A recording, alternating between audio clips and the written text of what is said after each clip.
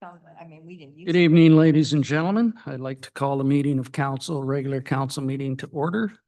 Tuesday, November the 5th at 5 p.m. It's being held and transmitted electronically via the council chambers here located at 39 South Shore Road, Lake Cowichan, British Columbia. I'd like to acknowledge with gratitude that we're gathering today on the unceded territory of the Subasset people with thanks. Looking for introduction of late items, if there are any. Councillor Sandu. Just the Christmas parade. We'll put that under new business. Anyone else? I would just like to alter the order if I may. If we can put Sergeant Mack just after correspondence, so he can do his presentation there and not have to sit through all our committee reports, etc. We'll get that on the way. Is everyone okay with that? So looking for approval of the agenda as amended. Moved by Councillor Frisbee, seconded by Councillor Austin. All in favor? Opposed? That motion carries. Looking to the public, here's your opportunity to have input on anything on the agenda tonight. If you wish, you can step to the podium and give your input on anything that is on tonight's agenda. There is no mad dash to the podium, so I will say that there is no public input tonight. So we'll move on to the adoption of the minutes. You have before you October 28th, 2025 council meeting, regular council minutes. Any errors or omissions? Someone like to move those? Councillor Frisbee, seconded by Councillor Sandu. Discussion? All in favor? Opposed, if any? That motion carries. There's another set of minutes for November 4th, the Committee of the Whole. That's just for presentation. We'll deal with the actionable items in a moment. And then we'll move to that. So business arising and unfinished business. We have some actionable resolutions from November 4th, 2025, Committee of the Whole meeting. If you can get that up electronically. Anything from your side, Mr. Thomas, on that? Only that we would need to schedule a second date to finish a strategic planning workshop. Sounds good. So you have some options there. There are some recommendations. One is to proceed with adopting the actionable resolutions, proceed with the option of adopting the actionable resolutions with some amendments, or defer to a future date. Council is staff is recommending option one. And option one is that council adopted the actionable resolutions from October 14th, 2024 meeting. And if you'd like those read, I would do it, but this has been published. So Councillor Sandu moves. Do I have a seconder? Is it moved and seconded? Any discussion on these? All in favor? Opposed, if any? And on the follow-up strategic plan meeting, perhaps we could wait for your return and try to find a time that we can all accommodate that, if that works for everyone here. Okay, thank you. Get back here. We have some correspondence. You can either pull one of those or we can action them as consent items. Your consent. Moved by Councillor Frisbee, seconded by Councillor Sandu. Moving right along. And we'll move, excuse me, Councillor Frisbee for Committee of the Whole. Because of the new setup, I believe that I just say all the actionable items have been looked after in the previous vote there. Sounds good. Going on to Councillor, wait a minute. Let's move to Sergeant Mack. Then we'll go back. Go back to sleep.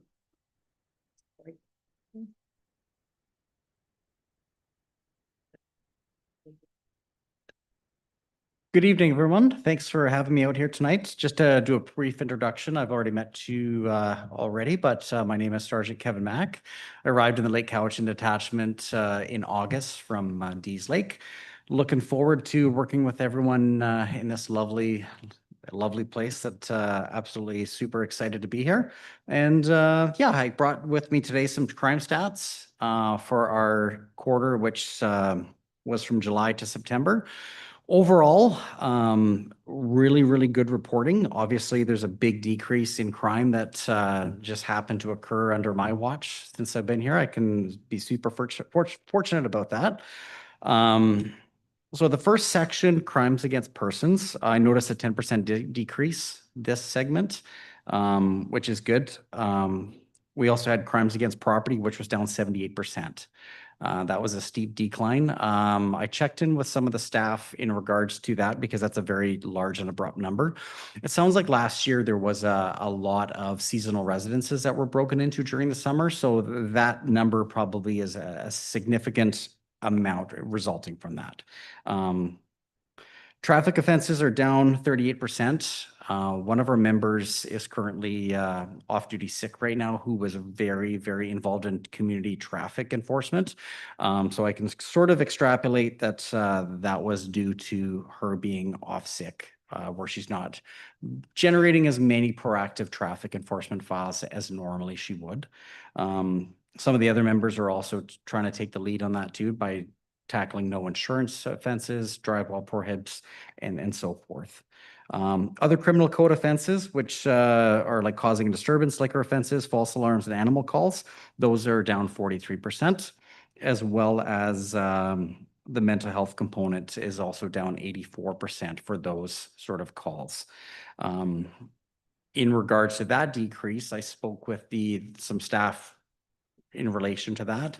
Last year, they were trying to track an individual who was the subject of a complaint of numerous files. And so they were really trying to do a good job in reporting and were able to get that person the help and the mechanisms needed for that. And so now obviously we have a lot less files, which is great.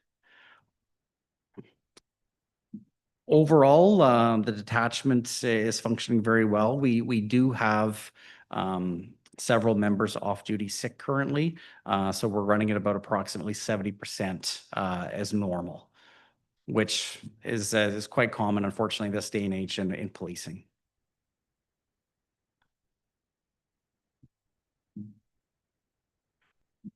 Other than that, is there any questions for me that anyone would wish to ask? I will turn to my counsel and see if there is any questions or comments.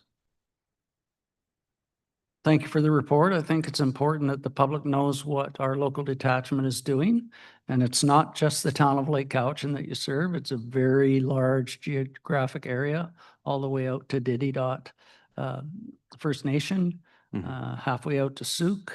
So it's a very large detachment, and it's unfortunate that you're only at 70% to deal with 100% of the geographic area.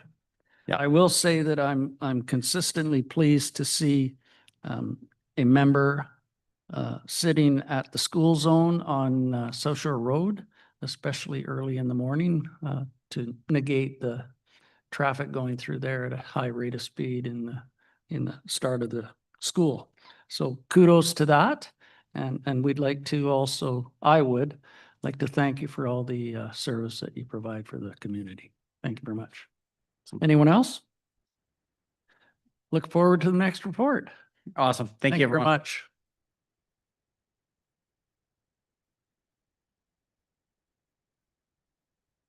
So I will turn to either Councillor Sandu or Councillor Frisbee or tag team on the Cowichan Lake Recreation Commission meeting.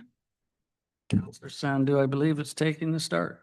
I lost the job. Yesterday we held our meeting at the Curling Club.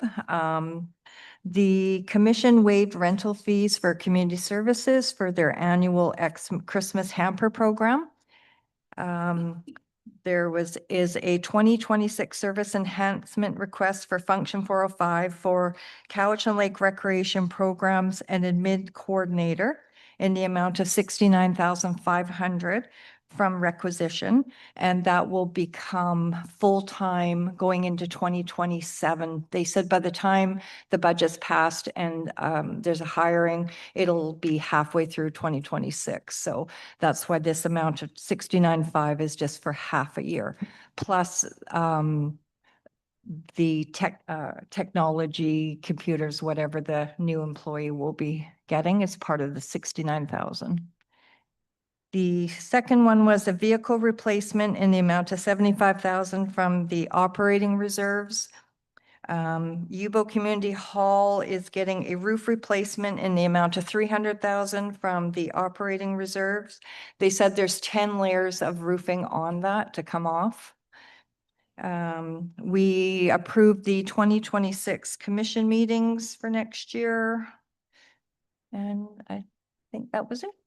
And then we went in camera for, I can't disclose. You can't say for what. That's good. Don't say for what. Anything to add, Councillor Frisbee? Yeah, I guess the most contentious issue was adding that position at the rec centre. And that is something that has been voted down before, but the way that staff did portray it is that we have been understaffed for a while. So it is just a 6-month portion of that position. And, you know, we're hoping that with the added staff becomes more programs and better service. So yeah, feeling positive about the new role that's been added in that rec centre. Any questions on those budget items? I'm sure I will hear of them in my role at the CBRD as the municipal director for the town of Lake Cowichan, but I do have a question whether or not this resides solely in the Lake Cowichan recreation function budget or under the regional recreation budget. Was that brought forward in the discussion? I believe it's just in the rec budget. I don't believe it. It will be dealing with programs within the catchment of a local rec centre, I think. Councillor Sandu. They also discussed that in 2027, they'll be reviewing the regional recreation project and doing the count how they did it in the past. So I asked the question, what process will you be doing the numbers? And and Denise gave a couple examples, but really not somebody at the door asking for your postal code. I think it's during registration for those programs. They utilize postal codes to assess where you do reside when you do utilize the facilities. Anything further? Thank you for that. Moving on to Councillor Bomaka for the Vancouver Island Regional Library Board. No report from Councillor Bomaka. Councillor Sandu, anything on the Area Planning Commission of Yes. October 25th? So from our October 23rd, 2025 meeting, there was a letter of resignation from Duncan Brown, which was accepted. And there was action required, the need to advertise for a new member to be sought for the remainder of the term to December 31st, 2026. The commission members discussed the matter of the town's development hearing and where public has provided personal emails, notice by email if amendments affect more than 10 parcels. They're looking at the types of applications for which notice should be provided and the form that notices should take, whether community or public information meetings should be required. The commission members discussed the matter of short-term rental regulation framework for the town of Lake Cowichan. The commission members provided their comments and direction on the following. Protect long-term rentals, minimize resource demands on the town by limiting the number of short-term rentals, requirement of principal residence, not allowed in an apartment unit, allowed in commercial spaces, residential only R1, 2, and 3, regulate number of persons, bedrooms, square footage, no limit to the number of night stays, number of short-term rentals on property limited to 1 only, no signage permitted at short-term rental accommodations, pre-scheduled inspections in person and prior to insurance of business license, high business licensing fees compared to home-based fees, requirements of business license to be posted in premises, public post of lists on the town's website to be provided. And then further consideration on community engagement was discussed. And at our committee of the whole meeting in December, there'll be some bylaws being brought forward, delegation of authority and development procedure. Thank you for that. And you do have the minutes that were provided electronically. Any discussion or questions on those? Councillor Frisbee. Yeah, I think that the approach of emailing residents instead of mailing out notices in the future is definitely the way we should go, especially with the postal service at the moment. And then on the Airbnb setup, and I know I've spoken at nauseum about this, but I realize there's a way to do it where is the province's way, which is to shut down Airbnbs, and that will bring back the long-term rental inventory. But if we want to admit it or not, we are turning into a little bit of a resort town in the summer, and there are a lot of high-priced homes that are along the riverfront and lakefront that won't return to the long-term market if we do shut down all Airbnbs. They're not just going to magically come back. The owners will just keep them for themselves. So I would love to see a more progressive thought process along it. I understand a lot of the points that we made, but there's a way to balance those. And also, saying that we shouldn't have any Airbnbs in commercial. I mean, we have a lot of C3 riverfront that are operating that we've approved Airbnbs for at the moment. I believe there's one. And also our C3 motels that are running off the Airbnb platform as well. So again, I really want to see staff come back with a progressive plan. We can just say we don't want to see Airbnbs. Every house is going to pop back up on long-term rentals, but it's not really going to happen. And we do have a limited amount of inventory for accommodation around here. And we see that with sporting events where people have to travel to Duncan to find places to stay. So I would love to see some of that inventory remain in the short-term accommodation. Thank you for that. Anyone else? I agree. I think there's a number of decisions that need to be made prior to implementation of the short-term rental regulations. We had suggested that we wait for the updated regulations from the province on Bill 44. That has occurred.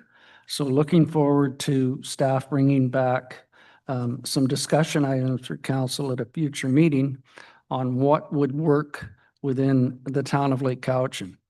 I think it's not a one-size-fits-all, considering the lack of accommodation in the West Cowichan area. We do turn into a resort communities per se in the summertime, increasing our population by 2- and 3-fold. And where are they going to stay? If we want to support our local businesses, we want people to stay here and walk through the town, uptown, downtown, whatever you want to call it, just to visit those, to help them through these slower times of the year. So looking forward to a discussion on when and if we opt in as a town of under 10,000 people. We have not done that in the past, but perhaps it's time to reconsider that and what would accommodate through the province in enforcement and regulations within that premise. So hoping that that discussion can come back in the future, possibly in the new year. I believe March is the time to accommodate whether you're opting in or not. Is that correct, Mr. Thomas? I believe that's correct. Thank you for that. So you've heard council's looking for a little bit more information on the short-term rental possibilities within the town of Lake Cowichan. So we'll leave that in your capable hands, and hopefully we can have some horsepower to help you along with that shortly. And I would also publicly like to thank Mr. Duncan Brown for his time on the APC. I know we did accommodate a letter of thanks, but publicly I would also like to thank Mr. Brown for his years on the APC and his contributions. And our next meeting is December 18th. Thank you very much. Mr. Mayor, Mr. Thomas, you had something? Yes, I just listened to the discussion. I imagine about section 7B of the minutes for the APC. If council has any strong leanings or direction that it wishes the APC to consider, I would recommend that actually that be done in the form of a motion so that it is factored into their consideration prior to a bylaw coming forward to your table. Okay, we will relook at those minutes. Is there a resolution that you would like to put forward? Anyone from council here? Councillor Frisbee. I don't know about a resolution. I'm kind of like, these are obviously my personal thoughts, but I think staff were going to look at a report in January on Airbnbs, and then at that time, feedback can be given, and then the APC can look over it as well. So I'm kind of interested to see what staff come back with as far as what they're finding, because I'm sure they're going to look into vacancy rates and the number of visitors and how it all works out. So I don't know if there needs to be an action on it, but it was just simply, the thoughts that I have around it. Does that work, Mr. Thomas? It works. I just did not want the expectation to be set that one member of council's perspective is a direction of council for us to take action in a specific way. No, That's all. absolutely. I understand that. And I agree that C3 could be accommodated. I have stated that from the implementation of the short-term rental regulations, that could be a possibility of short-term rental options. But so I agree with that portion. I also agree that it should be a larger business license fee than the one that is currently accommodated for home-based businesses. So if anyone else agrees, I would like to hear that as well before we move on. Councillor Austin, anything? Councillor Austin agrees. Councillor Vomaka? Commercial. Is that what you're? Especially C3, Especially C3, which is commercial. correct. And I'm fine with the C3 for that as long as it's not in the frontage of the business, which is what it was supposed to, because if you're trying to keep your downtown and build businesses, you can't do it when you have a mix of businesses that are closed because there's B&Bs in them. And I think it used to be that if it was commercial, the residence was allowed in the back or down, and I would like that to continue. Just, we don't want to be having people come and want to invest in the community and open businesses, and there's nowhere to open them because we're filling them up with people putting in Airbnbs. And yes, I agree, not only local business licenses have to be reviewed, because we've been paying $100 for as long as I've lived in Lake Cowichan, but also a higher rate for, it depends what motels, maybe we need to look at what hotels are paying for a business license, what a motel is paying, and then look at the vacation rentals and the Airbnbs. I think we have a number of communities that have implemented business license fees significantly more than actual downtown business that we have within our communities. So that would be something to bring back. The city of Vancouver, for instance, has a large business fee for short-term rentals, Victoria as well. I've done a little bit of research, and $100 for a business license has been for many decades. And considering that this would bring more bylaw enforcement and more regulatory authority within the town of Lake Cowichan, I think it's important that we try to be as revenue neutral as possible if we do go this route. So looking at the ramifications of the regulatory authority, the bylaw enforcement, the inspections of fire and building inspection that we're seeing, I think that has to be accommodated in the bylaw as well. Councillor Frisbee, you had something else? Yeah, I fully agree that tourism has to benefit the local community and not cost money. So absolutely the fee should be higher to cover those costs. As far as C3, there are some houses that are built in C3. And so we see that just down the road here. So that's kind of what I'm talking about when I talk about allowing C3. And there may be other opportunities in the commercial area that may allow that too. So I'm against painting all commercial properties with the broad brush of let's not have it, but there's still got to be rules around that. You know, just like a primary residence, there has to be a business operating there or something along those lines. The thing that really does scare me is that we do trigger this opting in. To me, that then gives all our control away to the province. I think that we can be progressive and we can come up with something pretty cool that benefits the residents of Lake Cowichan to cover its costs or even make money.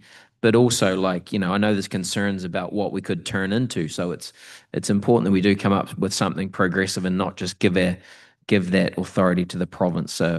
And we encourage people to come stay in Lake Cowichan. Thanks for that. Anything from you, Councillor Sandu? Good there? I think that will do for now, Mr. Thomas. Thank you very much. Moving on to the Community Forest Co-op, myself. The only thing I have to report is the lights within the Forest Workers Memorial Park were put up last Tuesday, the only day with no rain in the forecast, so they accommodated that. They're on at the moment, so on your way home, have a drive-through, and looking forward to seeing everything lit up shortly. Moving on to myself again, Cowichan Valley Regional District. So it's a busy time. In November, there was the election process for chair and vice chair. Director Segal was reelected as chair in an election. Myself was acclaimed as the vice chair of the CVRD board. There was some public hearing minutes regarding the bylaw 4373, and that's the electoral area OCP. That was referred to November 26th board meeting for consideration of third reading and adoption.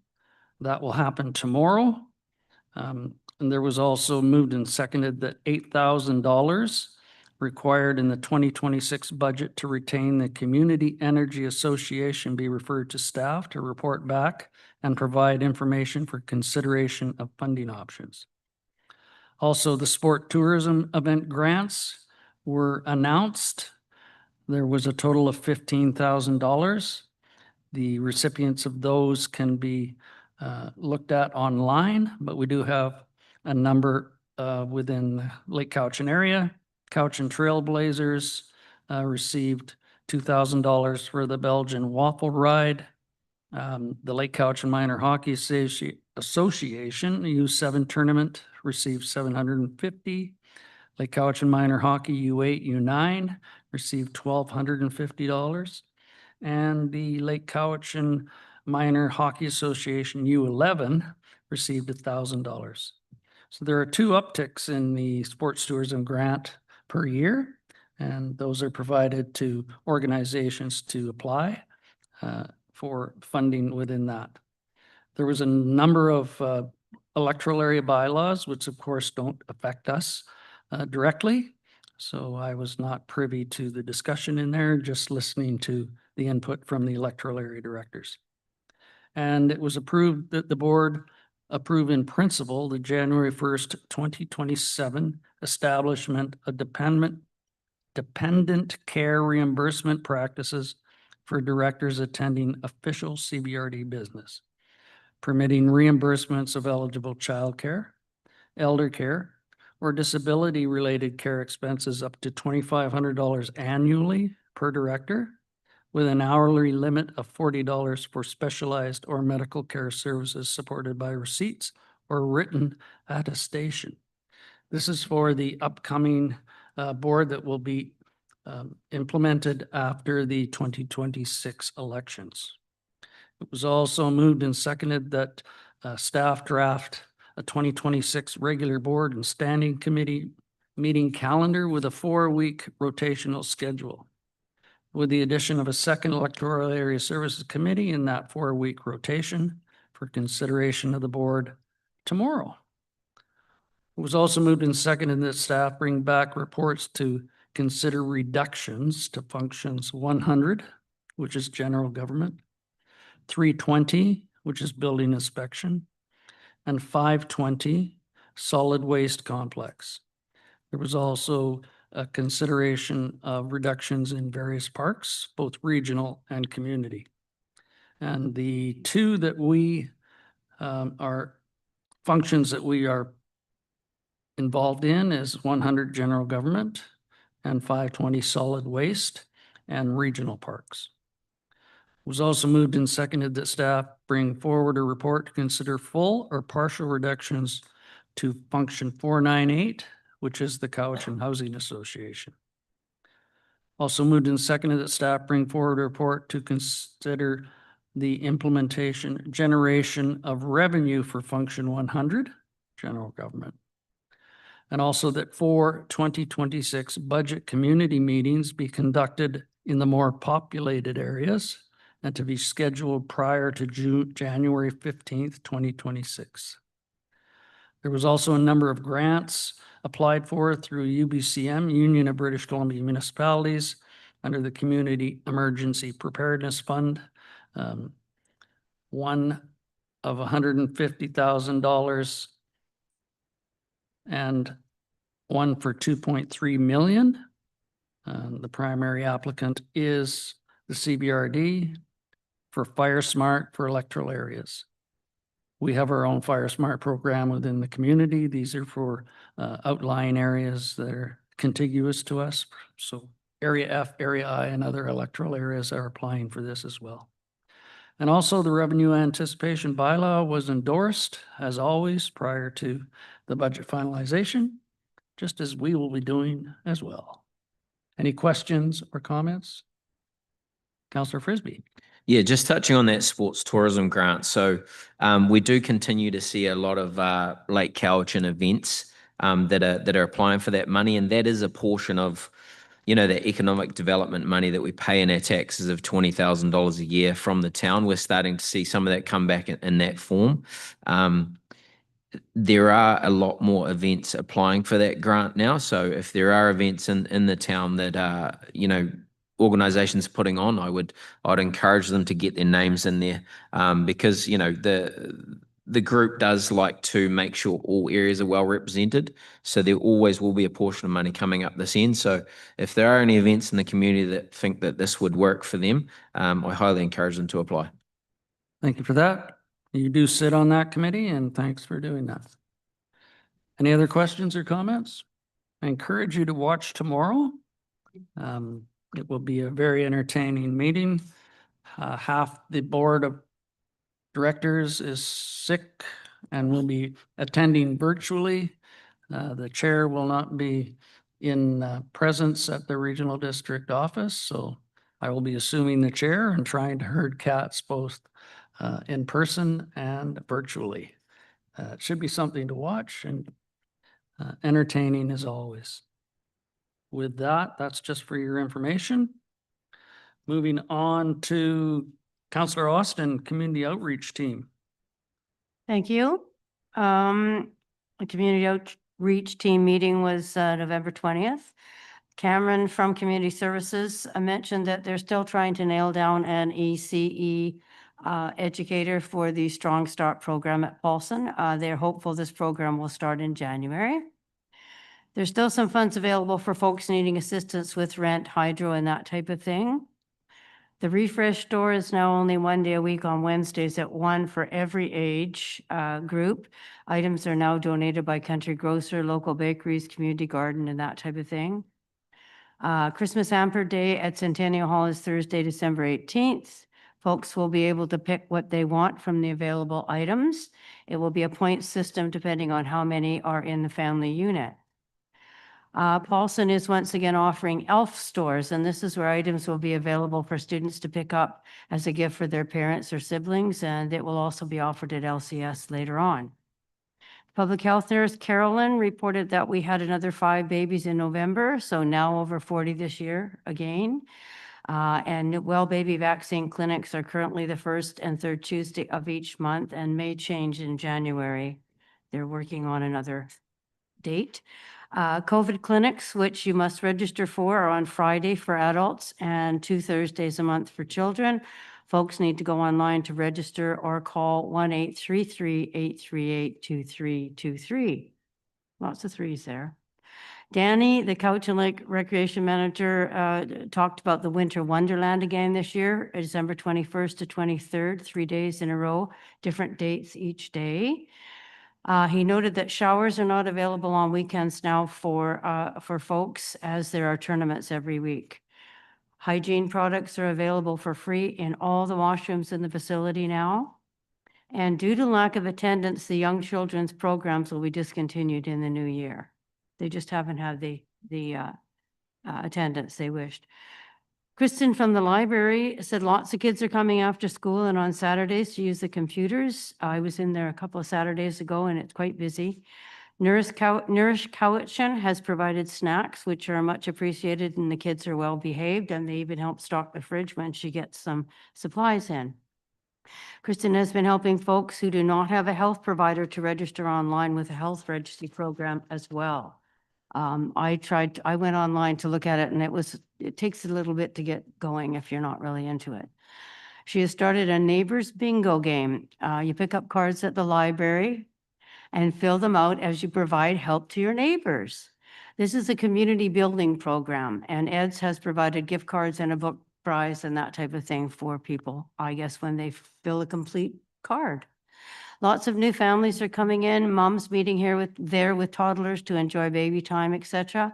And it shows how valuable our library is in building community. And I think more people are going there, unfortunately, than are going to the rec center, and that's too bad, but it is a good thing for that as well. An angel tree with names and ages for gifts for Christmas is in the library now and in many places around town.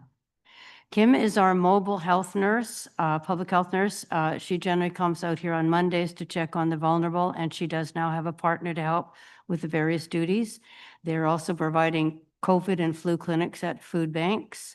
She reported that there were over 80 overdoses last week, and they nearly ran out of naloxone.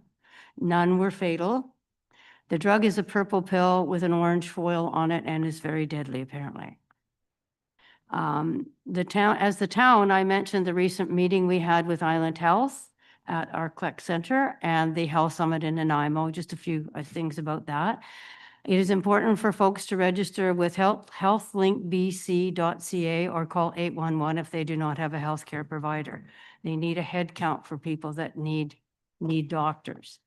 Also, that we now have a doctor for 3 days a week at the CATSA Health Clinic, as well as the nurse practitioners, RN, social worker, public health, etc., that use that facility. It is beneficial for the medical professionals there to have support from all levels of healthcare. They like to have different ones within the unit. I did let folks know that the CATSA Health Unit is owned by the town, leased by Island Health, and is an old building, but fairly well maintained with no mold, which has been going around. I also mentioned that the First Nations are hoping to build a new medical clinic on their property on the Yuba Highway in the near future. They're looking into doing something like that if funds come to them. And that was it for that. Thank you for that. Any questions or comments? I'd just like to piggyback on that, talking about the couple of conferences that we attended, myself, Councillor Bomaka, Councillor Austin, and our executive secretary went to the Health Summit in Nanaimo, Health Forward, Advancing Healthcare in Central and North Vancouver Island. That was a very good discussion with various medical professionals and speakers on what can be accommodated to attract and retain healthcare workers within our communities. So we have been working diligently in the background, utilizing the tools that we have within the municipality's toolbox to try to move forward a much needed recruitment and retention of health professionals, nurse practitioners, family physicians, other paramedicine opportunities, not only for the town of Lake Cowichan, but we consider ourselves the hub for the Western communities, which includes the Pachidot First Nation, the Dididot First Nation, Subasit, and electoral areas that surround us. So we'll continue to do that. Also, the Cowichan Lake District Chamber of Commerce held a public meeting on November 19th. Myself, Councillor Womaka, and Councillor Frisbee attended that. It was a presentation by Dave Saunders of the Saunders Family Foundation and Kathy Robertson of the Community Futures Cowichan. And in that discussion, there was a number of ideas on how to enhance healthcare as an economic driver. And we need to consider that healthcare is an economic driver within our communities. There was considerable discussion on the opportunity that Port Alberni is utilizing with Community Futures on building a facility within that community. So I hope that we can have future discussions with Community Futures on that program, how that may be implemented in the West Cowichan area, and how we could accommodate that. So just wanted to piggyback on that. And anyone who does not have a family physician or nurse practitioner, please register with 811. It's the simplest way to do it is through the phone. I tried to do it on the web, and it is very complicated, to say the least. But that gives us an opportunity for funding within the West Cowichan area for those who are unattached. I know that the new UPC Urgent Primary Care Center in Duncan has taken some pressure off CDH. We heard anecdotally today during a visit for an ultrasound that it has redirected people where they really need to go. They're not coming in for an ultrasound because they have a sore thumb 4 years ago. They have been directed elsewhere. It's only the people in there that are actually needing the urgent care within the CDH that are showing up now. So Councillor Sandu had a hand up.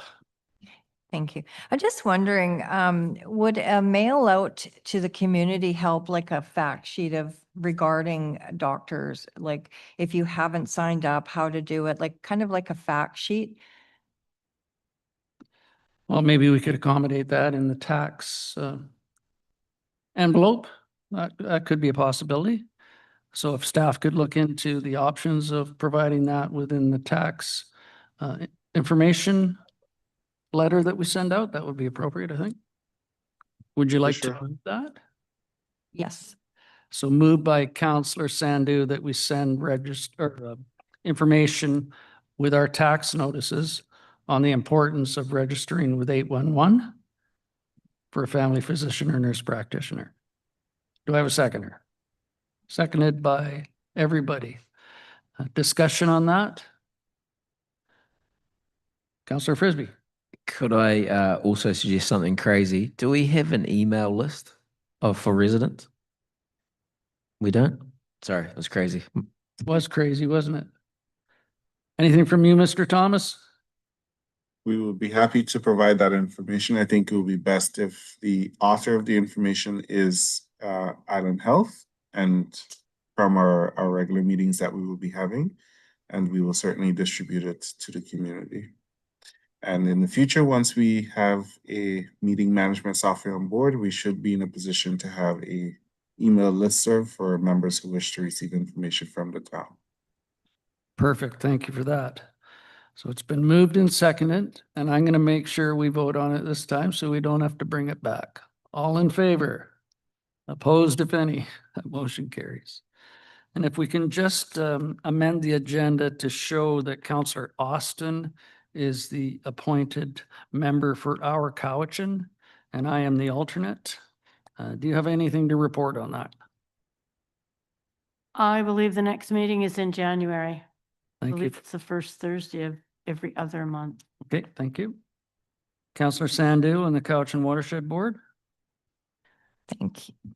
Sorry. Thank you. Yesterday we held our monthly meeting and we the Cowichan Watershed Board is working on an impact plan for 2026 to 2028. And what this document is, it's a strategic blueprint for action. It reflects a shared commitment among our partners to translate the principle coming together as a whole into tangible progress towards watershed health. And what we've added to that yesterday was healthy forests, because we feel healthy forests and healthy watersheds are one. So that will be one of the focuses of the Watershed Board going into 2026. Our speaker series night, our next one is Monday, December 15th, and the CVRD Senior Environmental Analyst, Galen Meneman, is the guest speaker, and she is explaining understanding the watershed as a groundwater-dependent ecosystem. Cowichan Tribes now has an online language resource, and I will get that to fellow councillors and the mayor. Shawnigan Basin Society and Cocosala Watershed Group is hosting a forestry and water flows forum Saturday, November 29th, 3 to 5 p.m. at the Hub. Our executive director will be making a presentation of our impact plan to the CVRD on December 12th and to Cowichan Tribes in January 2026. So our next meeting is not until the new year. Thank you for that. Any questions on the Cowichan Watershed Board? Thanks for your representation on that. I appreciate it. Otaki Twinning. This is tag team between Councillor Frisbee and Councillor Austin. Who wishes to take it?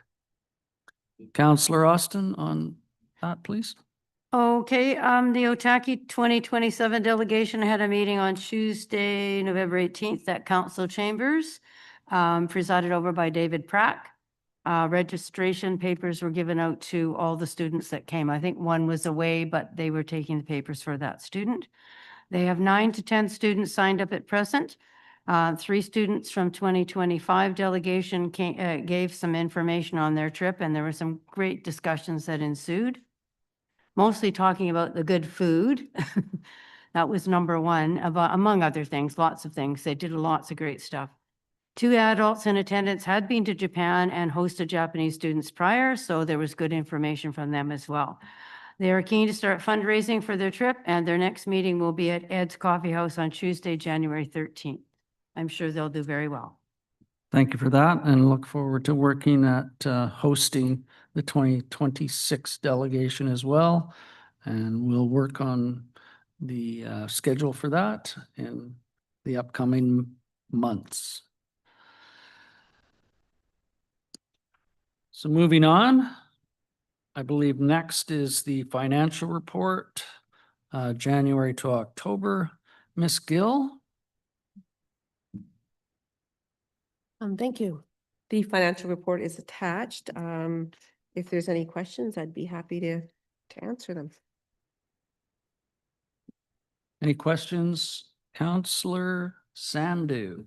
I just have a question as to why this is now on the regular agenda. That was because it couldn't be done for the November 4th, a week ahead. The month end hadn't been done. So because of the November 11th, it was moved to this meeting. It will go back to how it normally is. Anything else? Thank you for that. Next is from, oh, sorry, there is an actionable item, isn't there? That is for the tax deferment. So there is some options there. And it shows the list as well. So option 1 is, let me have a look here, sorry. Transition, boy, I'm having.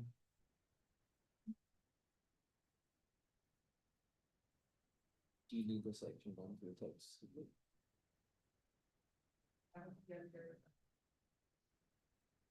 It's on this report.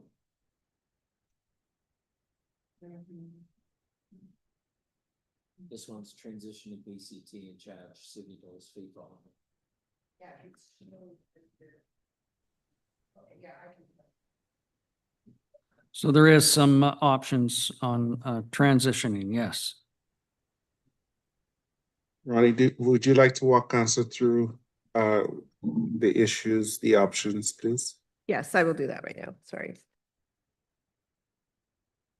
Okay. Right.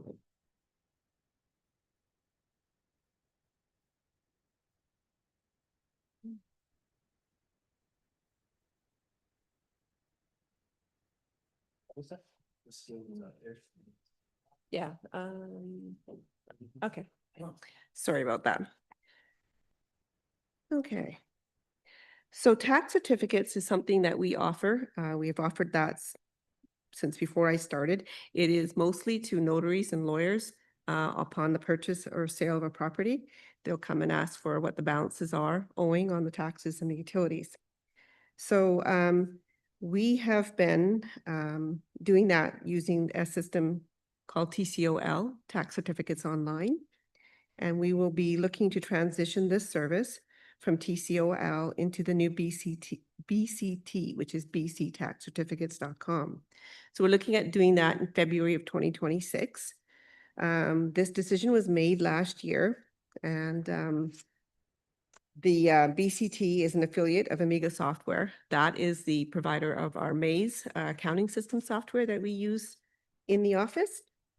So the reason to move and make this change is one, to retain more of the revenue that we generate. Currently, as you can see in the memo, tax certificates range anywhere from $102 to $122. Lake Cowichan's tax certificates online cost $112.95. Of that, we're retaining $30. The rest is provided to the intermediaries. So TCOL, we've been using it since 2009, is outdated. And our software company is saying they will be charging us additional fees to maintain that old system. So for using BCT, which is the brand new, the new website, it is lower, it's newer technology and requires virtually little support time. Just so council has a reference, $6,700 has been collected so far in tax certificate revenue this year, was $6,500 in 2024. So in office, we do provide this service free to the residents. So if anybody's looking for a tax certificate, if they're renewing a mortgage or for any other purpose, we do provide that free of charge. So we only charge notaries and lawyers, basically. So BCT will charge $25 plus GST for a tax certificate, and the revenue will come in through a Stripe account. So there are some Stripe fees. So I recommend there's three options there, three different pricing structures. Currently, we're charging $30. Under option 1, we would be charging $60. Under option 2 would be $70, or option 3, $80. That plus the service provider fee would come out to either $85, $95, or $105 before GST. And then in office, we are suggesting that the same price be charged. So it'd be whether they come to the town of Lake Cowichan for a tax certificate or obtain it online, the price would be the same or roughly the same, and continue to provide that service to the property owners for free. So option 2 is what we are recommending, that we transition to BCT and charge $70 for an online tax certificate and $95 for the same service in-house. Thank you for catching that, Councillor Frisbee. You have a comment? No, it's good. So you're moving option 2, that we transition to BCT and charge $70 fee for online tax certificates and $95 for in-house tax certificates. Do I have a seconder? Seconder, any questions or comments? This is strictly for notaries and lawyers, correct? So if a person comes in who owns it and requests one, it is still accommodated free of charge, Correct. just so we're clear. Moved, seconded, all in favor? Opposed, if any? That motion carries. Thank you. And we'll move on to finance again, the 2025 grant in aid budget. Ms. Gill. Okay. So I made a mess of my papers, but I will find that here. So at the last meeting, it was requested, the balance of the grant and aid budget was requested, which is $400. And whether that can be submitted to community services. So that is an option. Since then, we've also received a request from the Lake Cowichan School. The senior girls volleyball team has qualified for provincials, and they've also made a request for funding. So that is here for council consideration for whatever you wish to do at this table. Councillor Austin. I think option 3 to the volleyball team, because if we divide 200 and 200, that's not very much money to either. And I do know community services has quite a bit of support. So I'd like to motion that we do option 3 and provide $400 to the volleyball team. Moved and seconded by Councillor Wamaka. Discussion on that? Question, Councillor Sindhu. From what I understand, community service, their numbers have increased this year for hamper, so every little dollar counts and goes to this hamper program. So if I won't support this, unfortunately, because I think there's two parties here that could use it, and I think 200 and 200 is. Councillor Frisbee. I'm going to say something. Or? Yeah, I agree with Councillor Sandhu's sentiment on that. Any further discussion on the motion? I'll call the question, and it is to provide a $400 grant and aid, the remainder of the grant and aid to the senior girls volleyball team. All in favor? Opposed? That motion fails. Is there another opportunity in those options? Councillor Frisbee. Yeah, I'd like to motion option 2, which is $200 for the community service Christmas hamper program and $200 to the Cowichan Lake Secondary School senior girls volleyball team. Do I have a seconder for that motion? Moved and seconded. Any further discussion on that? I think we've. Mr. Thomas. I think the financial statements for the town so far indicates we are underspending. I think council can enact a top-up to your grant and aid budget if you do have a strong desire to accommodate both requests. Just a thought. Okay, thank you for that. So the motion on the floor is $200 to each applicant, community services for the hamper fund, and LCS for the senior girls volleyball provincial championship. Are you ready for the question? All in favor? Opposed? That motion carries. Thank you.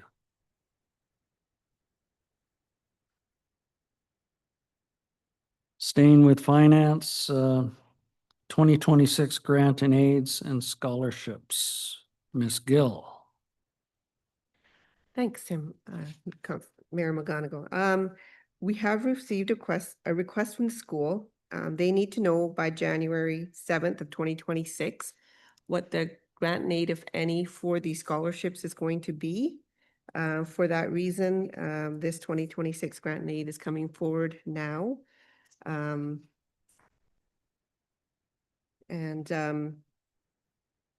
Is here for your consideration. Thank you for that. So there is two options. One is to provide $2,000 scholarships to the 2026 Lake Cowichan Secondary School graduating students through an application process, of course. Or option 2, increase or decrease the number of scholarships available or change the dollar amount awarded per scholarship. Your pleasure. Councillor Wamaka. Have we always provided the two $1,000 scholarships? We did that last year. Last year. Before that, it was $1,000 scholarship. Okay. So can I make a motion for option 1 to provide two $1,000 scholarships to 2026 Lake Cowichan Secondary School graduating students? That has been moved. Do I have a seconder? Seconded by Counselor Sandu. Further discussion? All in favor? Opposed? That motion carries. And we have the fire department incident report is next. Just bring that up. Mr. Mayor, I believe you missed 11D.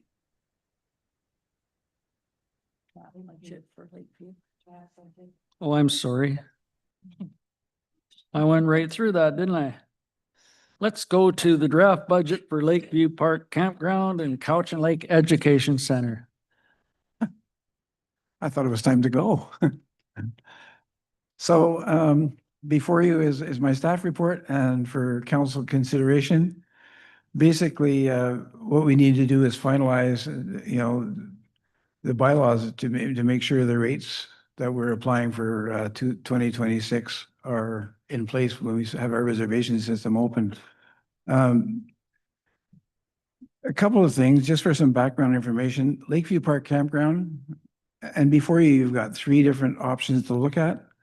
But Lakeview Park Campground, we did some investigations on seeing, how we rate with other campgrounds on Vancouver Island mainly. And we really are at the higher end of some of these rates. And we've been adjusting these rates slowly over the past few years. And I think that my recommendation after looking closely at the rates would be to look at the increase, the 9% increase, which is one of your options. That's my personal recommendation. And although we've got a beautiful campground, we don't have all the services in place that some campgrounds do. When I say that, we don't have sewer. We have water and electricity for some sites, but not for all of them.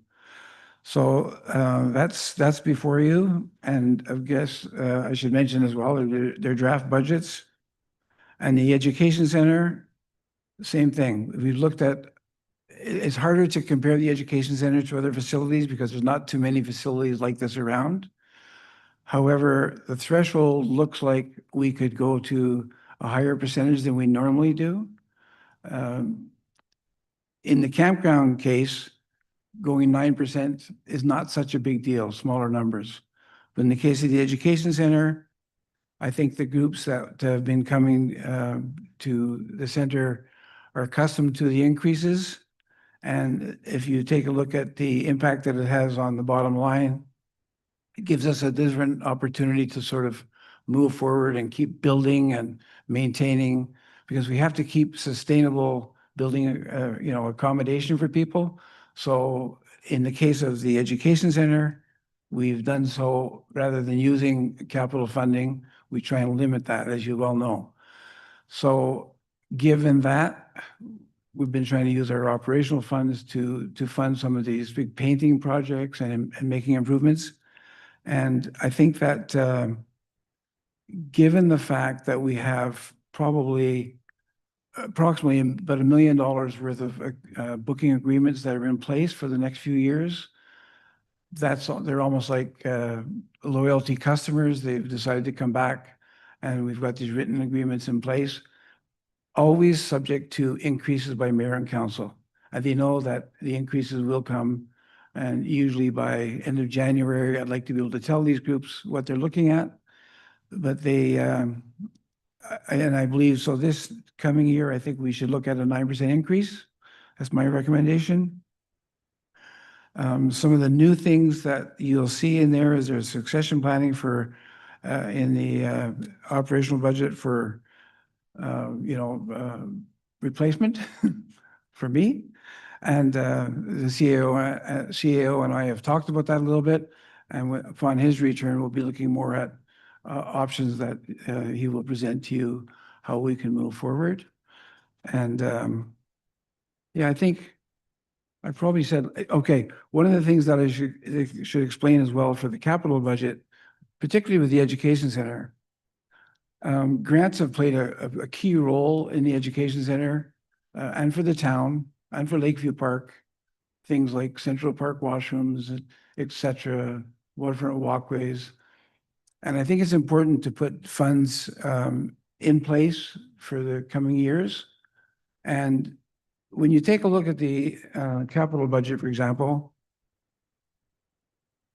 if you turn to that page, when it says building and a new building, 2028, $450,000, grant funding would be a portion of that, could be a portion of that. And I'm confident that we can do that.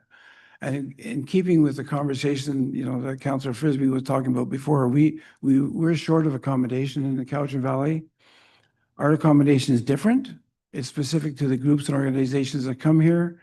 But I believe it's important to try for that kind of a large grant so that we can maintain our customers and expand our customer base.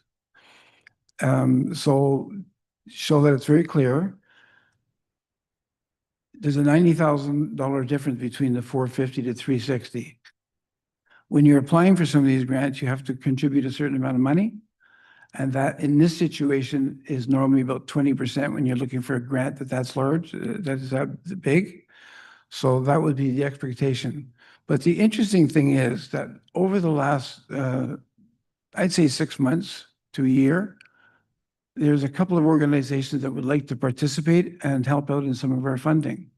So those are good things to consider in the future. That's a good sign. And the groups that are interested are groups that are using the center. I won't go into the names because I think they probably wouldn't want that at this point. But those are facts, and we have good commitments that people are saying, listen, when you do build at the center, when the town expands, please keep us in mind because we could contribute. And usually it would be for making better accommodation.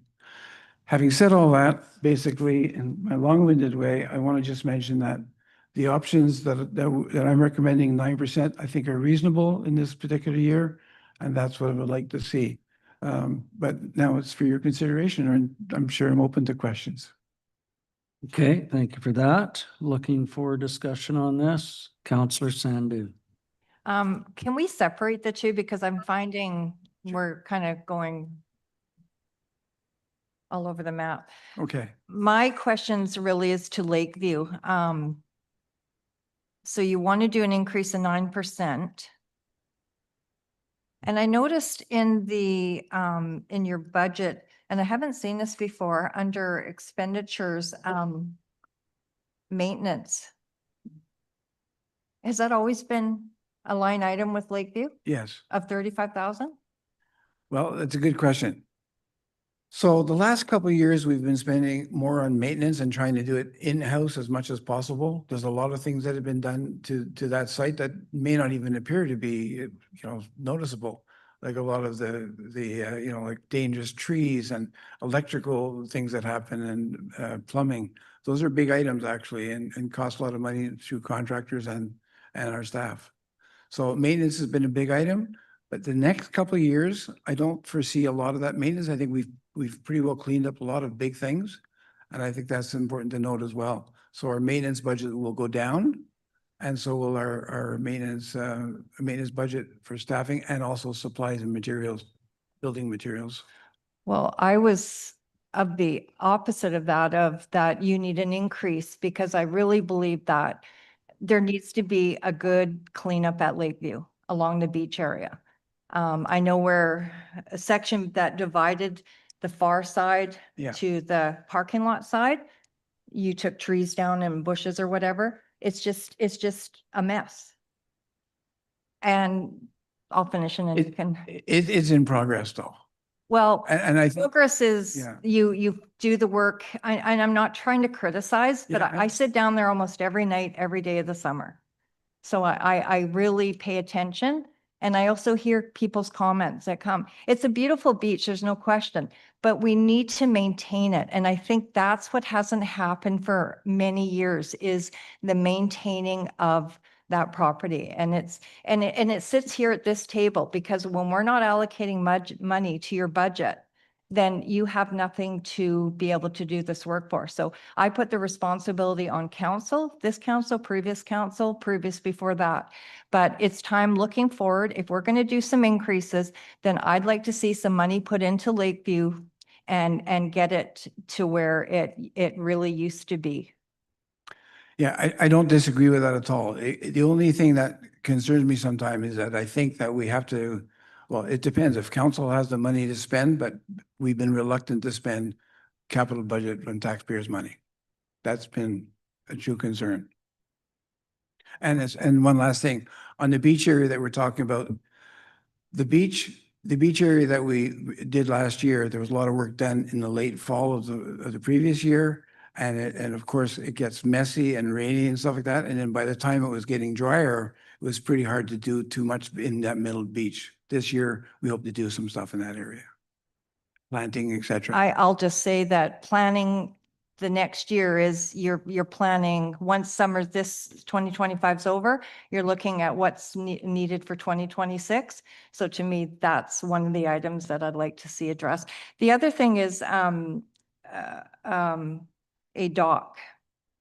And I hear a lot of people say they miss the dock on the far side. Now, I know there's in the capital for the CLEC, there's money for or requested for a dock. So I'm just wondering, are you going to look to have that replaced at Lakeview also?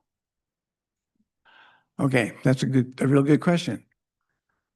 So this year, when I was looking at applying for a fairly big grant, from the provincial government, I met with the regional manager and part of her team, and basically I pitched two ideas: Lakeview Park dock, floating walkway to be redone, and looking at building additional accommodation at the education center. They were very clear in telling me that our attempt to get a grant for the floating dock was not the best idea. And so that's why we were considering looking at additional rooms, building at the center.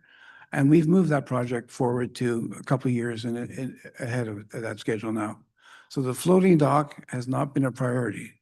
And unless the council, mayor and council, decided to go and spend, that huge funds, because we're looking at $500,000 approximately for that, to put in that floating walkway again. We have about $500,000 worth of inventory on the water already, so that's a good bonus for the town. But it still would be $500,000, which is very expensive. And during the years that we did that floating walkway, I came to council and mayor and council, and we always knew that it would require big maintenance. The interesting thing is, it's a big hit. We all miss it, but it's not that easy to rebuild. And depends if you got the money, it'd be awesome. I actually was talking about a swimming dock, not the walking walkway. Like, where we used to have the swimming dock Okay. is what I'm talking about. So the swimming dock, that's another interesting thing. Basically, it's been a real nice thing to have for a lot of people, but the swimming dock was also a big liability. And we had to replace that. The lifespan of that was not like what we expected. So we had to get rid of it. Although it's a real neat thing. I've looked at a lot of public beaches on Vancouver Island, and there's not that many. And the reason is boom logs and public and swimming docks themselves are a bit of a liability, or a big liability for the town. I would be happy to include it if the council decided to do that, then I would have to put it in the budget. Again, this is a draft budget, so these are great ideas and concepts that you're talking about. Okay, anyone else? Councillor Frisbee. Mr. Thomas, you had something on that? I was just going to invite Dalton to clarify why there is succession planning initiatives coming forward for 2026. Well, I'm leaving. Not Yeah. tonight? I'm going to retire. Not leaving next October. tonight. And I wanted to make sure I let John know right away when I was considering this, to give a year's notice so you can plan properly. Thanks, John. Appreciate that. Yeah. So were you looking to implement different rate increases within Lakeview and the education center, or you just wanted to separate them for the discussion on the capital? Just for the discussion. Okay, Councillor Frisbee now. In your budget, the summer students' hours were high this year. They're $20,000 over the budgeted price, budget item. I was just wondering, was there summer jobs grants that we received? And for 2026, why are we going to see a $10,000 decrease from the number this year? Good question. So last year was a very, very busy year in our community, as we all know. And one of the big adjustments that we'll be making, the town will be making, is that we've been responsible for looking after washrooms in the town, as all of you know. And now the superintendent is looking at, of Public Works is looking at different opportunities to use staff from his department. And that will reduce the need for students that we've had at the education center or at Lakeview Park. And we did a bit of a transition. And so I think, we will reduce that figure for sure, and we can move forward with that. So that's why it was high. And we didn't receive any funds from federal government for students. Perhaps that could be different this year. I'm not sure. Anyone else? So I have a little bit of concern, just that we may be pricing ourselves out of some markets. I'm looking at a combined 3% inflation increase in Canada over the last year. I'm looking at union obligations of probably 4% within the contractual agreement. So I'm just worried that we're going to see a reduction in the service that we provide. I would like to see them separated into two different increases personally. I don't want to see the Cowichan Lake Education Center lose any of its clients because of an almost 10% increase. That's just my own personal opinion.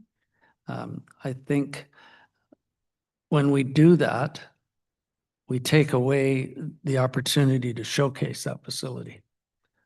If we can look at some way to separate the two increases, and I know that's a lot of work, but that would be my idea moving forward. And if there's no consideration of support from council, I'm willing to accept whatever resolution you put forward tonight, but that's just my concern. Well, they are separated actually, so you could look at any of those options. Believe me, I wondered about the same thing, and we've had this discussion at this table before. Much easier at the campsite, no question about it, as I said before. And that's why I'm talking about the campsite and the education center, because they are so combined, you know. But the education center, there may be some situations where that's a factor. Again, you know, I'm sort of throwing it open to the table to get your comments as well. I mean, the thing is, it's an economic generator. So what we contribute to the town through employment for many people and also for purchases in town are huge, as you well know. And in the past and in the future to come as well, there'll be many opportunities for the center to be even a better economic generator, I hope. And so I understand your comments, but again, I'm going to throw that responsibility back to you guys. Now that's appropriate, isn't it? I think so. Because this will be a cumulative thing as we go through the budget. Yeah. 9% here, 5% there. And when it accumulates, then we have to deal with the end result before approving the budget of what we need to cut. So I think we have to be very prudent right from the start. We're under significant taxation pressures, given the only source of revenue that we have is either fees for service or property taxes. And 87% of our residential taxation comes from residential property owners. So that's a significant hit when you consider increases that have accumulated within the regional district as well. Yeah. It's been 3 very tough years on tax increases. And I'm not saying this because there's an election next year or anything like that, but there is an election next year. And I think we have to provide what the community really wants and can afford. So as a revenue generator, I think it's important that we be prudent in the way that we increase, not to price ourselves out. That's my final comment, and I'll turn to Councillor Frisbee. I obviously look at this from a different lens, and I understand that it is a revenue generator as far as the economy. But if we are looking at a 9% increase with our capital expenditure, we're still at a $76,000 deficit, which is a 3% tax increase on residents. So, I mean, if we are to look at these numbers, and that's the only way I look at it, unfortunately, is that if we increase Lakeview's revenue by 9%, and I realize that Lakeview does fuel some income for the CLEC as far as wage recoveries, but we're still going to lose money at that point. We'd have to increase the CLEC rates by 20% to break even. So at what point do we say the numbers don't work? And then if we're looking further down the track, like in 2027, I realize that this budget would have to be approved, but we're looking at $150,000 to electrify 15 sites. I'm not sure what their return on investment is. So if we are talking about just the numbers on this and not the numbers that we can prove on the economy around it, it doesn't add up at the moment. And I know that's a tough one for me, and Dalton have battled with this for 4 years, but to me, it's a business, and we should incorporate, and I realize accounting doesn't work like this, but we look at Lakeview, the CLEC, and the capital expenditure on those two sites as one thing, because at the moment, with a 9% increase, we're going to lose $76,000. Projected. If I can just make a comment, I think if you take a look at the capital budget, again, if you look under that line 2026 for collect in particular, you'll notice again, some of that capital budget is only dependent on external funding. For example, using the dock, the shared external funding, because one of the groups is interested in providing the funding for that. So it shows an expenditure, but if we don't get the money from the external group, then we don't do it. So that's out of the picture. The trail is the same thing. So you see a minus there, 25 plus a minus. Again, external funding, if that doesn't come through, so that's off the table. The 2027 budget, can we cope without doing that? Of course, for capital. It just would be, I think, wise to look at opportunities to get grants for those things. And if we don't get the grants, then I don't expect that council wants to spend money on capital funding through tax base. The other thing that we have to look at as well is that there is some funding in operational that goes to collect funds from the education center and from Lakeview Park campsite that goes to administration. Those administration funds also counterbalance some of the stuff that we're talking about right now.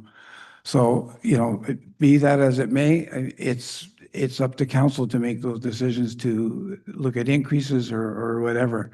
I'm just making sure that we provide the groups and organizations to come there that bring the economy to the town that it does. Councillor Wamaka. Thank you. Much like Councillor Frisbee, I look at it as a business.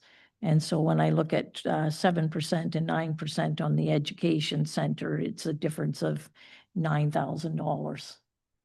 And I think the frustration for me for 11 years is that the CLEC Center and the Lakeview Park, you come and you say, well, we need all these renovations, we need all of the money and the expenditures to make sure that we keep those centers up. And for some reason, unfortunately, you always end up the last one to see any money. And so we have to raise the fees that we're using to be able to continue to have washrooms open, to maybe get a dock in, to service those, to make them better than what they are. Okay, that's a good point. I hope mayor and council know and remember well that funds, for example, the washroom being built and stuff like that, where do you think that money came from? It didn't come from taxpayers. Those funds came from different projects, COVID money, community development funds, et cetera, et cetera. When you take a look at the balance sheet of the education center, Lakeview Park, there's been most of those things, capital expenditures, have come from grants. It doesn't show it on these calculations. That's a professional bookkeeping situation that takes place that's above me. And those funds are coming from, they were earmarked. They were earmarked for communities around British Columbia to make sure that communities could grow. So those funds are, something that you should remember about. What is your pleasure? I'm going to look around the table. Councillor Frisbee, you have something for me? Yeah, just to follow up on the grants, and I do understand that some of these projects don't go ahead if we don't get the funding. But with that in mind, if none of those grants come through, we're still looking at a $50,000 loss on this budget. And I do understand your frustrations that we're sending $33,000 to office admin from your budget. I understand the game of to and fro. But what I'd like to make clear is Lakeview Campground is a success. Every year it's a success.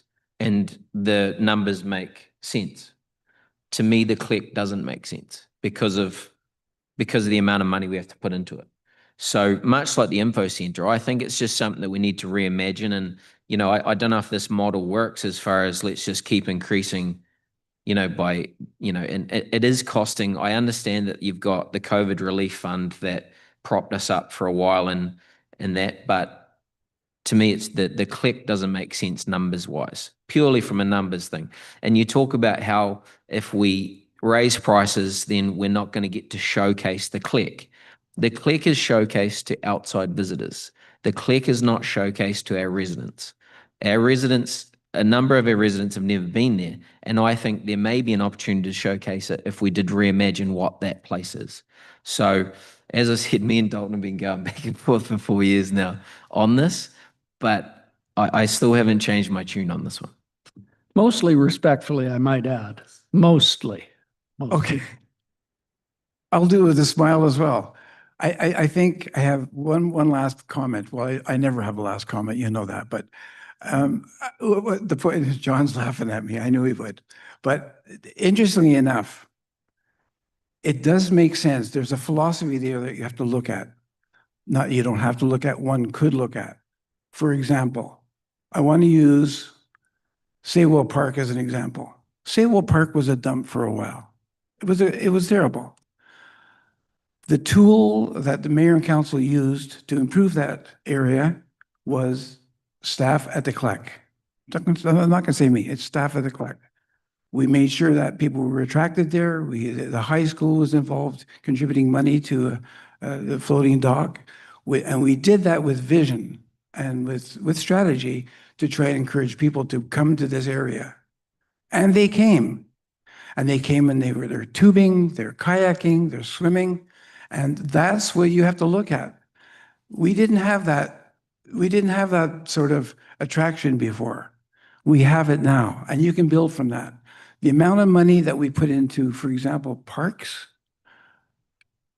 is significant, but you know what? It's worth it. People are attracted to flowers and trees, etc. The education center is a tool. And if you don't think it's a good tool, then you can wipe it out, create a beautiful park out of it, and it's still a tool for the community. So that's why it's important. You really have to take a close look as an economic generator. And I believe that from experience and from other communities that have looked upon what we've done to create a better core. Central Park, same thing. Those washrooms didn't fall there. We demolished brick buildings that were pathetic, and we put in new washrooms. We have a community that attracts people. So that's all. It's a philosophy. Thank you. Are we prepared to move something tonight, or do we need more discussion at a later opportunity? Is someone ready to move one of these? Yes, go ahead, Councillor Austin. Well, I know where the Cluck is. I've been here 42 years. I forget what it was before that. I think it was the Kiwanis. And there are a lot of people in this community that do know where it is. It's just that it's not something they go to all the time. I think we should do option one. I'd like to move option one, 9% for both. I realize both are valuable, and that's what I'd like to do, please. Do I have a seconder for that one? Seconded. Further discussion? Are you ready for the question? I think there's been ample discussion. All in favor? Opposed? That motion carries. As I voted in favor, sorry. Yes. And if you'll just bear with me, I just take a short break, just 2 minutes.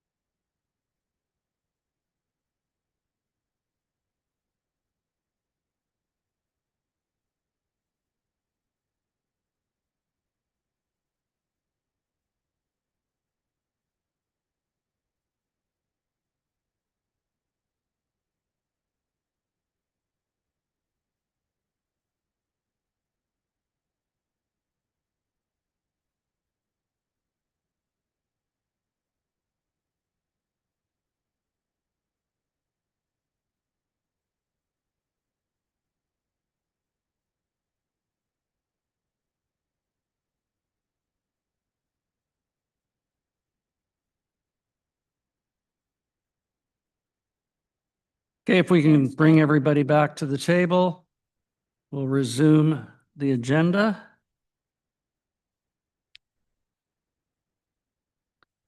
And let's just consider that this is the first portion of the budget. We have many more opportunities to refine it. If there is a desire to relook at these at a later date, we do have the power to do that, to change anything that has not been finalized in the bylaw. So just, this is the first kick, and we will probably dribble a few more times before we score. And with that, I will move on to the Fire Department Incident Report for October 2025. That's there for you're moving the report, Councillor Wamaka? Yes, I'll move the report that we received, the staff report, and approve payment in the amount of $10,500.66. Thank you very much. Do I have a seconder? Sorry, Councillor Frisbee on the second. First one I saw, sorry. All in favor? Opposed, if any? That motion carries.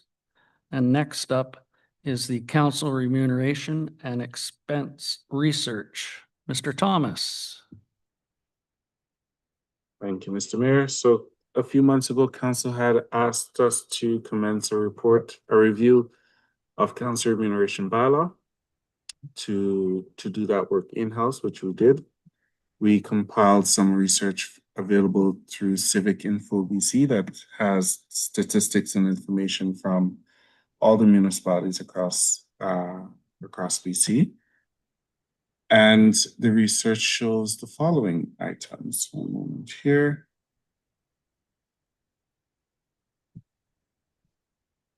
I looked at six comparable municipalities: District of Lansville, Invermere, Mackenzie, Port Hardy, Pemberton, and Northern Rocky Regional Municipality because of their population sizes. We looked at the remuneration for mayors, councillors. There are different allowances for meals and travels, technology and communication assistance to enable members of council to perform their function as elected officials. We looked at benefit offerings for health programs, extended health programs. We looked at professional developments, and the results are quite fascinating. A number of municipalities are moving towards providing better supports for members of council, from communication and technology, which we currently provide at the town of Lake Cowichan, supports for counseling programs. Again, we also provide that at the town of Lake Cowichan. Education and training, even though the typical way of viewing education and training has been attendance to conferences, this particular approach that I'm recommending to council is to include things like coursework or leadership programs that members can explore while they're in office to help them deliver their responsibilities even better, and to also help them in growing and developing as individuals at large in the community. Council may not be surprised to hear that the remuneration of elected officials are perhaps below the poverty line in BC and across the country as a whole. The federal government has tried to address the issue of benchmarking across Canada through legislation. It's actually called the Poverty Reduction Act, and they have what's called a market-based measure, which is a threshold for what is considered to be above or below the poverty line in specific areas across Canada. And no doubt, the amount of work members of council invest in their respective roles, the compensation that they receive, and this is common across the industry, is far below the poverty line standards. But the purpose of this remuneration is to try to ameliorate that as much as possible. From a policy perspective, council remuneration is governed by bylaw, and we already have a bylaw in place, and the intention here is to strengthen the current bylaw by replacing it with something new, aligning it with the compensation schedule for staffing, making sure that everyone's getting paid at the same time in the same cadence, and there is no ambiguity as to what the entitlements are. We're also proposing a communication assistance for cell phone. The mayor is already provided with cell phone plan from the town, but members of council also field a number of communication from constituents, from staff and other stakeholders, and we're proposing an $80 threshold for communication assistance. It just keeps it clean and it simplifies how we internally operationalize the compensation payment for members of council. Attached is a bylaw that we can go into in detail, but I would invite council to ask any questions at this point. Thank you for that. We'll just wait to see you online here. Any questions? Councillor Bomaka. Just a clarification on communication allowance. So it says town supplied cell phone for the office of councillor or a maximum communication allowance of $80. It doesn't state per month, per year, per week, per day. That would be a great observation, Counselor, and it will be the per month. That should be added to the bylaw. Thank you. Thanks for the clarification on that. Anyone else? Counselor Frisbee, you got to have something. No, I don't have any questions, but I know there's going to be some interesting person in our community that views this as council giving themselves a raise, which I've already heard in the community. But this is for the next council. So if any of us are silly to run for this position again, I guess we do benefit. But it's for the next council. So we're not giving ourselves raises.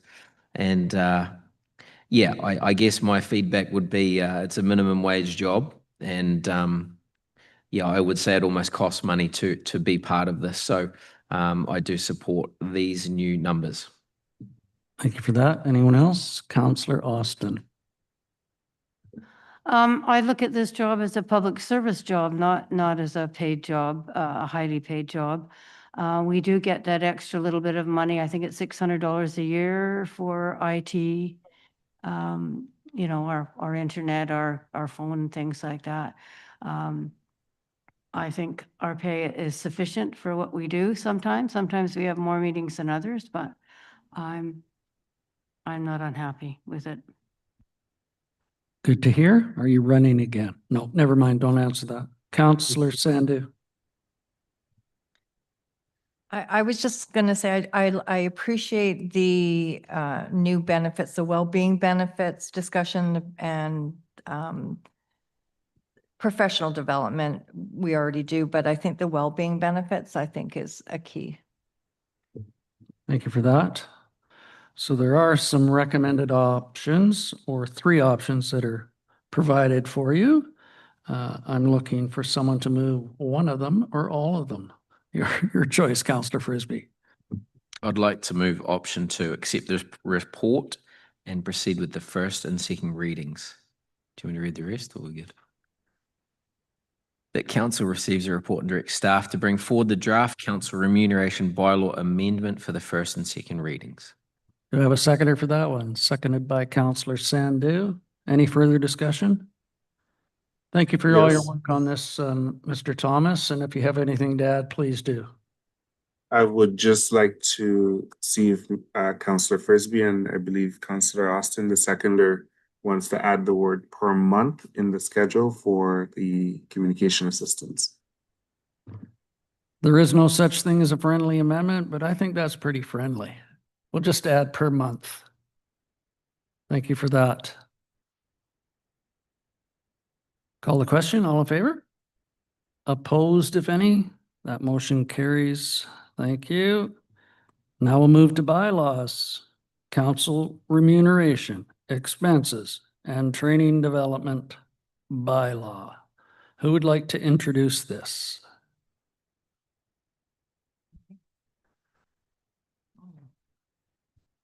So the bylaw before you is the draft text that I have compiled. Many of the components of the bylaw already exist in some form of structure within the municipality from the existing council remuneration bylaw. There were a significant attempt to streamline and make it easy to understand, not just for council or the public, but also for staff, so that we're making sure that we implement it as intended. I'll just quickly go over the various sections here. So we have a statutory authorization. Every bylaw that council adopts has to be grounded in some form of legislation or having the statutory authority to enact that bylaw. And that section lays out where we're getting that authority from. Section 2 provides a fairly clear understanding of what the purpose of this particular bylaw is, which is to provide a framework for council remuneration, including eligible business-related expenses, training and development opportunities, and for automatic adjustments or review processes for council in a way that is equitable and fair as much as possible anyways. Section 3 is the title of the bylaw. Section 4 provides some definitions. I think there might be some interest perhaps around the censure component of that, and we can discuss that at a later time. Section 5 just provides that council can pass a resolution to update the schedules of the bylaw without actually having to do first, second, third readings for modifying those particular schedules, because things change on an annual basis subject to CPI increase or CPI adjustments. Section 5B talks about the responsibilities. Well, for council, for members of staff, the CAO, the CFO, we all have different levels of responsibilities with respect to that, the implementation of this bylaw. 5C provides that council remuneration is accessible through FIPA for disclosure. Members of council are not employees and don't have the same privacy protections that are in place. Remuneration 5D outlines how the remuneration of council is going to proceed. 5E provides for eligible expenses of council, and there is a non-exhaustive list, but a fairly comprehensive list. 5F provides for benefit entitlements. 5G, training and development. H, annual adjustments and review. I, censorship remuneration, should council wants to hold a member accountable for their conduct that is non-becoming of a member of council. And Section 6 provides for the legislative procedure, adoption, etc. And of course, the Schedule A and B provides what those breakdowns are going to be. Thank you for that. Any questions or comments? Just from me, if I may, under H, annual adjustments and reviews, it speaks about the CPI increase, but it does not state when that takes effect. Could I add that the CPI increase take effect January 1st of the following year within the annual adjustments and review? That way there's no concern about when to implement that. At the start of the new year would be appropriate. I believe there's other municipalities and regional districts that implement it that way. So it is allocated within the next year's remuneration cycle. If that could be accommodated with approval of the people who are going to move and second it. I just think it's important to show when that adjustment takes effect. Absolutely. Thank you. So it is before you for first, second.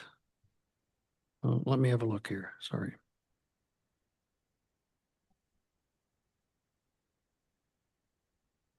I will turn to you and ask what you were looking for with this bylaw. First, second, and third reading? I would do first and second. We'll make those small changes, adding January 1st for CPI effective date, and the per month for the communication allowance. And any other changes council wish to make, and then we'll bring it back for third and adoption.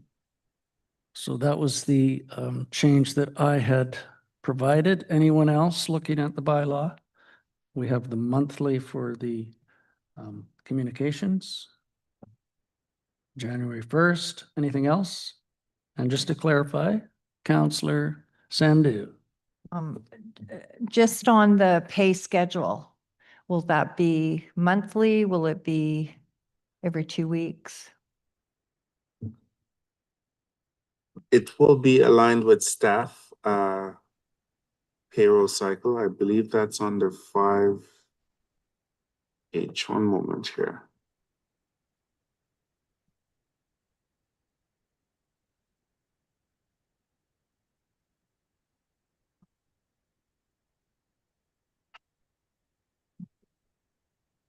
Schedule A. Under 5D, number 2, council remuneration shall be paid in accordance with established payroll cycle of the town. So it will be on the bi-weekly basis. Bi-weekly? Thank you. Anything further? So looking for moving of first and second reading, Councillor Bomaka, seconded by Counselor Austin. All in favor? Opposed, if any? That motion carries.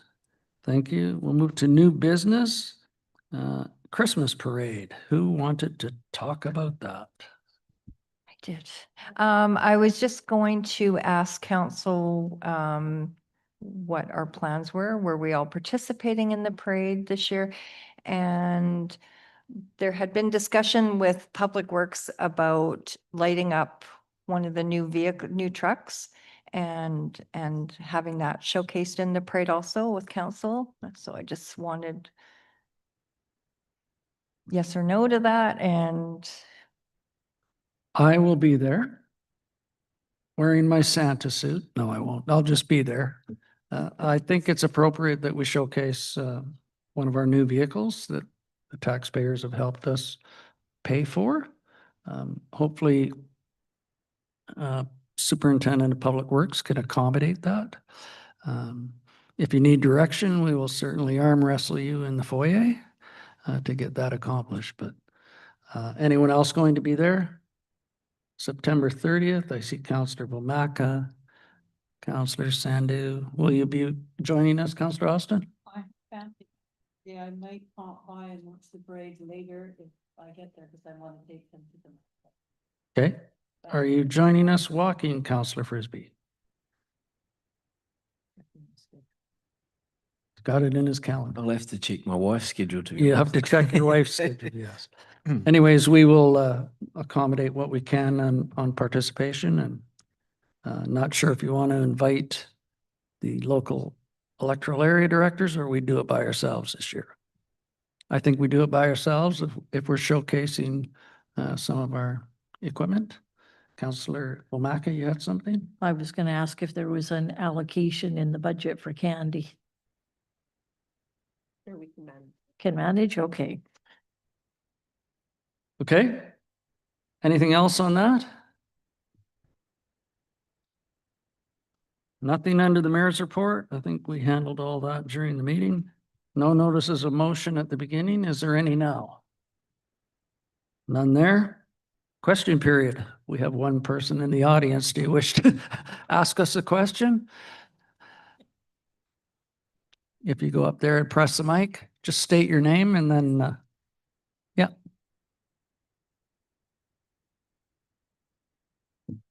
Yeah, my name is Jesse. I'm just curious, when you're considering things for the town and through council, who's actually doing the research? So when you dive in and you're looking at something, so let's say, for example, you're talking about a new dock for the park, who actually goes and does the research for that?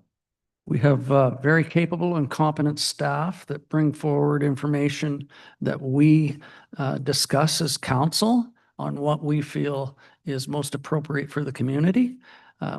We don't always need to, or do we, follow along with staff reports if we feel that it does not accommodate the needs of the betterment of the community as a whole. So our staff provide us with the best information that they can on the subject that they have researched, and then we are the decision makers on that process. I see. So it's sort of everyone is responsible for doing their own independent research, and then you look at it and. So we will receive the report from staff and do our own investigation and just gauge the intent of the project or the report, and then go from there on our own ideals, et cetera, and what we feel is best for the community as a whole. Makes total sense. Awesome. Appreciate it. Thank you very much for attending. Come again. Mr. Thomas, I think we have a motion to go in camera. Shall I state what for? Yes, sir.